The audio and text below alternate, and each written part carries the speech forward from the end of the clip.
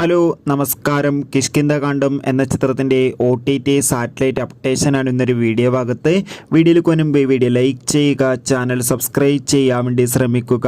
ആസിഫ് അലി, അപർണ ബാലമുരളി, വിജയരാഘവൻ, അശോകൻ, ജഗദീഷ് എന്നൊക്കെ പ്രധാന കഥാപാത്രങ്ങളായ ചിത്രമായിരുന്നു കിഷ്കിന്ധാകാന്ഡം.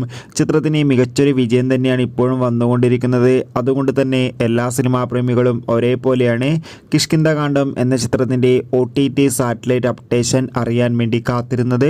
അങ്ങനെ കാത്തിരിപ്പിനൊടുവിൽ ചിത്രത്തിൻ്റെ ഏറ്റവും പ്രധാനപ്പെട്ട OTT സാറ്റലൈറ്റ് അപ്ഡേഷൻ പുറത്തുവന്നിരിക്കുകയാണ്.